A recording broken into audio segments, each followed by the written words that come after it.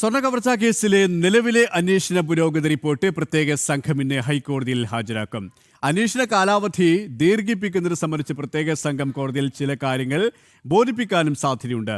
ശബരിമല സ്വർണ്ണക്കവർച്ചയുമായി ബന്ധപ്പെട്ട് സ്വമേധയാ എടുത്ത ഹർജിയാണ് ഹൈക്കോടതി പരിഗണിക്കുന്നത്. വിശദാംശങ്ങളുമായി കൊച്ചിയിൽ നിന്നും രേഷ്മ ബാബു ചേരുകയാണ്. രേഷ്മ, സ്വർണ്ണക്കവർച്ചയിൽ അന്വേഷണ സംഘത്തിന്റെ പ്രധാന ആവശ്യം ഇന്ന് കോടതിയിൽ സമയപരിധി നീട്ടി നൽകണം എന്നാണ്. കാരണം കഴിഞ്ഞ ദിവസങ്ങളിൽ അക്കാര്യം അവർ വ്യക്തമാക്കിയുണ്ടായി. കാരണം കൂടുതൽ പേരിലേക്ക് കാര്യങ്ങൾ എത്തേണ്ടതുണ്ട്, കൂടുതൽ ചോദ്യം ചെയ്യലുകൾക്ക് വിധേയമാക്കേണ്ടതുണ്ട്. അതുകൊണ്ട് തന്നെ സമയപരിധി ഇനിയും നീട്ടി നൽകണം. ഒപ്പം ഹൈക്കോടതിയുമായി ബന്ധപ്പെട്ടുള്ള മറ്റൊരു വസ്തുത എന്ന് പറയുന്നത് ഈ അന്വേഷണ പുരോഗതിയാണ് ഈ SIT സമർപ്പിക്കുന്നത്. അതിന്മേൽ എൻ്റെ നിലപാട് ഹൈക്കോടതി സ്വീകരിക്കുമെന്നതും നമുക്ക് മുന്നിലുള്ള ഒരു ആകാംക്ഷ നിറഞ്ഞ ഒരു ചോദ്യമാണല്ലേ?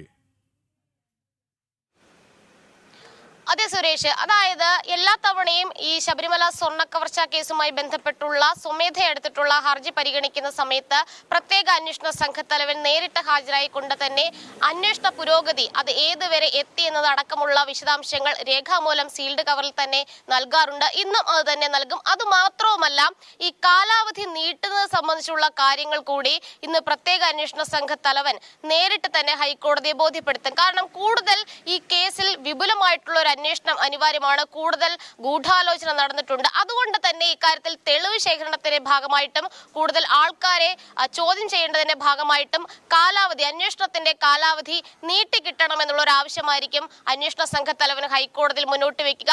ഹൈക്കോടതി സീൽഡ് കവറിൽ സമർപ്പിച്ചിട്ടുള്ള അന്വേഷണ പുരോഗതി റിപ്പോർട്ട് പരിശോധിച്ചതിന് ശേഷം മാത്രമാകും ഇക്കാര്യത്തിൽ ഒരു അന്തിമ തീരുമാനത്തിലേക്ക് കടക്കുക. ഹൈക്കോടതി നേരത്തെ തന്നെ പറഞ്ഞിട്ടുണ്ട്, ഈ ഗൂഢാലോചനയിൽ പങ്കാളിത്തം വഹിച്ച ആളുകളിലേക്ക് കൂടി അന്വേഷണം എത്തണം. കേവലം ഉണ്ണികൃഷ്ണൻ പോറ്റിയിൽ മാത്രം ഒതുങ്ങരുത്. അതുകൊണ്ട് തന്നെ വിപുലമായിട്ടുള്ള അന്വേഷണത്തിന് ഹൈക്കോടതി ഒരിക്കലും തടസ്സം നിൽക്കില്ല. പകരം കൃത്യമായിട്ടുള്ള സുതാര്യതയാർന്ന ഒരു അന്വേഷണം വേണമെന്നുള്ള ഒരു നിലപാടിൽ ഹൈക്കോടതി എത്തിച്ചേരും. എന്തായാലും ഇക്കാര്യത്തിൽ പ്രത്യേക അന്വേഷണ സംഘത്തലവൻ കാലാവധി നീട്ടുന്നത് സംബന്ധിച്ച് ഒരുപക്ഷെ രേഖാമൂലം തന്നെയായിരിക്കും ഹൈക്കോടതിയിൽ ആവശ്യം ഉന്നയിക്കുക.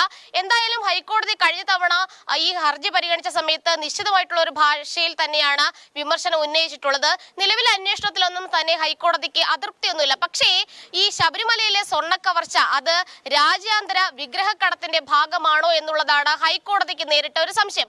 അതുകൊണ്ട് തന്നെ ഈ സംശയം ദൂരീകരിക്കേണ്ട ഉത്തരവാദിത്വവും ബാധ്യതയും അന്വേഷണ സംഘത്തിനുണ്ട്. അത് സംബന്ധിച്ചുള്ള വിശദമായിട്ടുള്ള വിവരങ്ങളും രേഖകളും ഇന്ന് ഹൈക്കോടതിയിൽ കൈമാറിയേക്കും.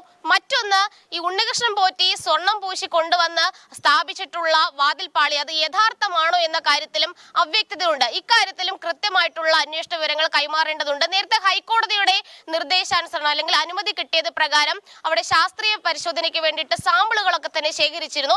ഈ ശാസ്ത്രീയ പരിശോധന ഏതുവരെ എത്തി, ഇതടക്കമുള്ള കാര്യങ്ങളും അന്വേഷണ സംഘം ഇന്ന് ഹൈക്കോടതിയിൽ വ്യക്തമാക്കും. മറ്റൊന്ന്, നേരത്തെ തന്നെ ഹൈക്കോടതിയിൽ ED സമർപ്പിച്ച ഒരു ഹർജിയുണ്ട്. അതായത് ഈ സ്വർണ്ണക്കവർച്ചാ കേസിലെ അന്വേഷണവുമായി ബന്ധപ്പെട്ടുള്ള എല്ലാ രേഖകളും തങ്ങൾക്ക് കൂടി ലഭ്യമാക്കണമെന്നാവശ്യപ്പെട്ടുകൊണ്ട് എൻഫോഴ്സ്മെന്റ് ഡയറക്ടറേറ്റ് ഹൈക്കോടതിയിൽ ഒരു ഹർജി സമർപ്പിച്ചിരുന്നു.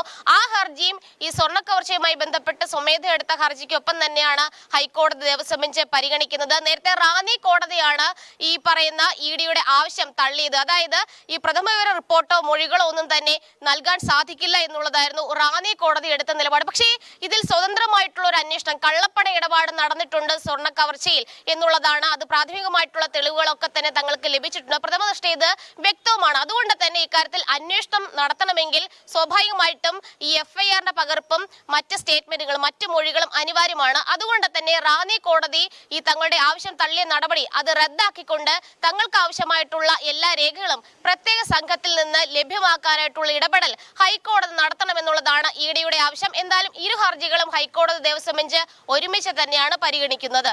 രേഷ്മ പറഞ്ഞതുപോലെ തന്നെ കോടതി ആദ്യം ഈ അന്വേഷണ പുരോഗതി എന്താണെന്ന് വിലയിരുത്തും. അതിന്മേലായിരിക്കും ഈ സമയപരിധി നീട്ടി നൽകുന്നതിലടക്കമുള്ള ഒരു നിലപാടിലേക്ക് കടക്കുക, അല്ലേ? അതെ, അന്വേഷണ പുരോഗതി, അതായത് നിലവിൽ കേസിന്റെ ഗതി എങ്ങോട്ടാണ്, അന്വേഷണം ഏത് വിധത്തിൽ മുന്നോട്ട് പോകുന്നു, അന്വേഷണത്തിൽ ഏതെങ്കിലും പാളിച്ചകൾ ഉണ്ടോ, ഇതടക്കമുള്ള കാര്യങ്ങൾ വിശദമായിട്ട് പരിശോധിക്കുന്നതിന് വേണ്ടി തന്നെയാണ് ഈ പ്രത്യേക സംഘത്തലവനെ വിളിച്ചു വരുത്തിക്കൊണ്ട് ഈ വിഷയം ഹൈക്കോടതി നിശ്ചിത കാലയളവിനുള്ളിൽ പരിശോധിക്കുന്നത്.